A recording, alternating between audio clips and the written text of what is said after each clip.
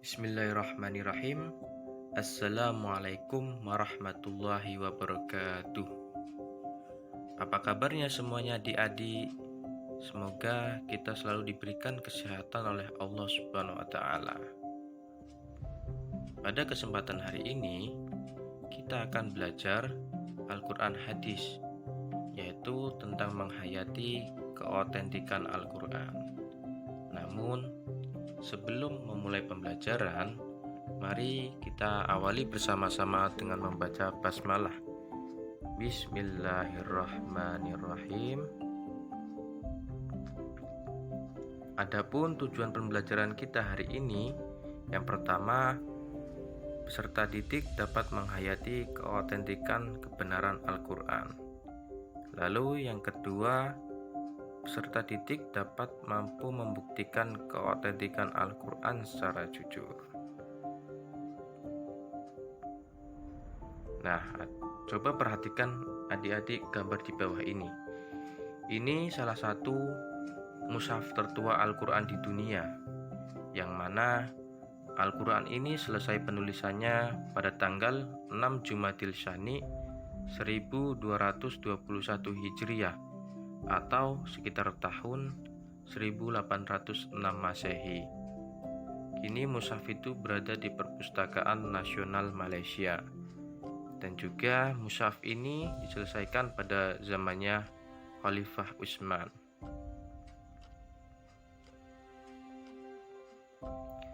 Di dalam surat Al-Hijr ayat 9, Allah telah menjamin keotentikan dan kesucian serta kemurnian kitab suci Al-Qur'an.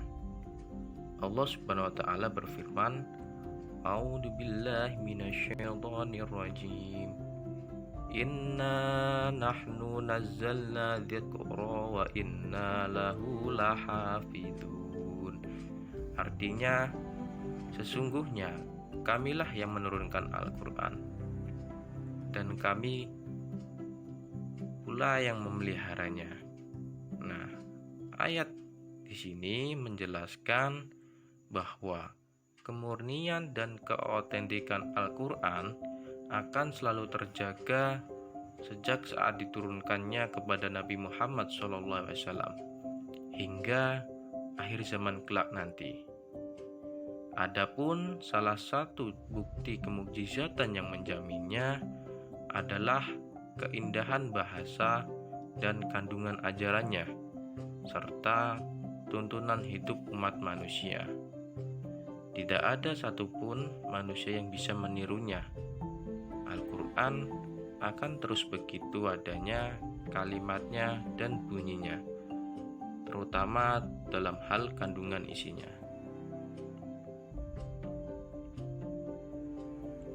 Selanjutnya, tantangan terhadap Al-Qur'an kepada orang kafir dan siapapun yang meragukannya. Jadi sejak dulu orang-orang kafir itu menuduh bahwa Al-Qur'an hanyalah jenis mantra-mantra tukang tenun dan kumpulan syair-syair. Mereka mengira bahwa Al-Qur'an adalah karangan Nabi Muhammad SAW.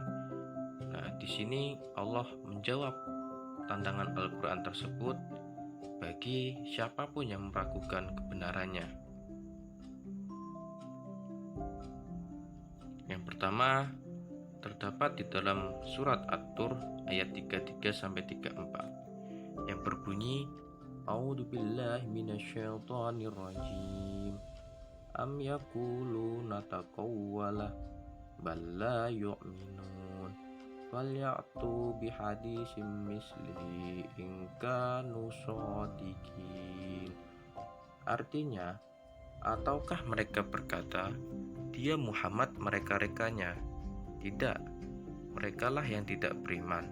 Maka cobalah mereka membuat yang semisal dengannya, yaitu Al-Qur'an, jika mereka orang-orang yang benar. Nah, ayat ini menjelaskan bahwa Al-Qur'an menantang siapapun yang meragukan kebenaran Al-Qur'an untuk mendatangkan semisalnya secara keseluruhan. Adapun di sini ditegaskan pula bahwa manusia dan jin tidak akan pernah mampu untuk mendatangkan semisal Al-Quran secara keseluruhan. Lalu yang kedua, yaitu terdapat dalam Quran surat Hud ayat 13 yang berbunyi, A'udzu billahi minasyaitonir rajim. Am yaquluna naftarahu qul fa'tu bi asyri suwarim mislihi muftariyati wad'u man istata'tum min dunillahi in kuntum shadiqin. Artinya bahwa bahkan mereka mengatakan dia Muhammad telah membuat-buat Al-Quran itu. Katakanlah kalau demikian, datangkanlah 10 surah semisal dengannya Al-Quran yang dibuat-buat, dan ajaklah siapa saja di antara kamu yang sanggup selain Allah jika kamu orang-orang yang sabar. Nah, ayat di sini menjelaskan bahwa Al-Quran menantang siapapun yang meragukan kebenaran Al-Quran untuk mendatangkan 10 surah semisalnya. Lalu yang ketiga terdapat dalam Quran surat Al-Baqarah ayat 23 yang bunyinya, A'udzu billahi minasyaitonir rajim. Wa in kuntum fi raibim mimma nazzalna ala abdina fa'tu bisuratim mislihi wad'u syuhada'akum min dunillahi in kuntum shadiqin. Artinya, dan jika kamu meragukan Al-Quran yang kami turunkan kepada hamba kami yaitu Muhammad, maka buatlah satu surah semisal dengannya dan ajaklah penolong-penolongmu selain Allah jika kamu orang-orang yang benar. Nah, ayat di sini menjelaskan bahwa Al-Quran menantang siapapun yang meragukan kebenaran Al-Quran untuk mendatangkan satu surah saja semisal Al-Quran. Dari ketiga tantangan di atas tersebut menunjukkan bahwa Al-Quran adalah mukjizat.